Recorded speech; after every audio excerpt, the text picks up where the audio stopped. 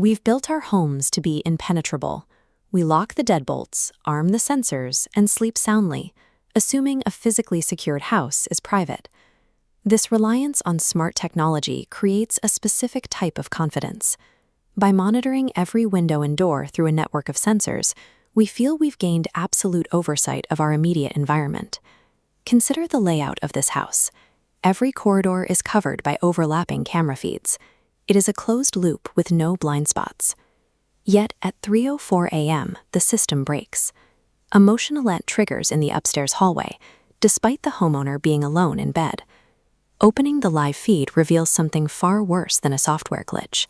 At the end of the dark hallway, a figure is standing perfectly still, staring directly into the lens of the camera.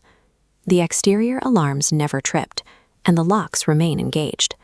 The very system designed to warn of an intrusion is now simply confirming that something is already inside. The homeowner opens his bedroom door to check the hallway. To his eyes, the space is completely empty. There is no figure, no shadow, and no sound of movement.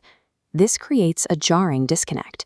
You are looking at a vacant corridor with your own eyes, while the device in your hand insists that a physical body is occupying that exact space. Paralyzed by the contradiction, he retreats back into the master bedroom and locks the door. He stops trusting his senses and begins to rely entirely on the digital feeds to tell him what is happening on the other side.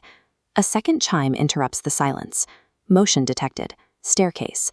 The camera shows a movement pattern that defies physics. The figure is never seen walking. It simply appears in the next frame, perfectly static. It is moving through the house only when the system resets between notifications. Then a third alert. Living room.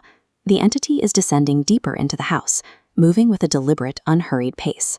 At this point, the security network has stopped being a defensive tool. It has become a passive observer, documenting the progress of a threat that the homeowner can track but cannot actually see. By mapping the alerts, we see the entity's progression from living room to kitchen. Every ping represents a loss of territory, confirming its inescapable trajectory straight back up the stairs to the master bedroom. The next notification confirms it. Motion detected, upstairs hallway. It is back on the second floor, standing directly outside the bedroom door. On the screen, the figure is inches from the camera. In reality, the homeowner is staring at the bedroom door handle, waiting for it to turn, even though the hallway outside sounds deathly quiet. He is now cornered in the final defensible space of the house, pinned between a physical door and a digital image. This is where the data fails to help. Knowing the exact coordinates of the threat doesn't matter if you cannot hear it, see it, or stop it from occupying the same space as you. Closing that final few feet of distance strips away any hope of a technical glitch. The data is consistent, the alerts are real, and the threat is at the threshold. The bedroom is silent. The homeowner watches the gap under the door, waiting for a shadow to break the light or for the wood to creak, but there is nothing. Then the phone screen flares to life one last time. The notification reads, "Motion detected, bedroom." The sensors in the room have triggered.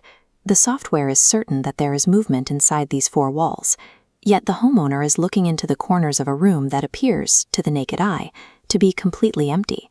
The true horror of the 3:04 a.m. visitor isn't just the intrusion, it's the total violation of the home by something that exists in the data but evades the light. Ultimately, these devices don't actually protect us from the inexplicable. They simply ensure that when the sanctuary is breached, we have a front row seat to the moment it happens.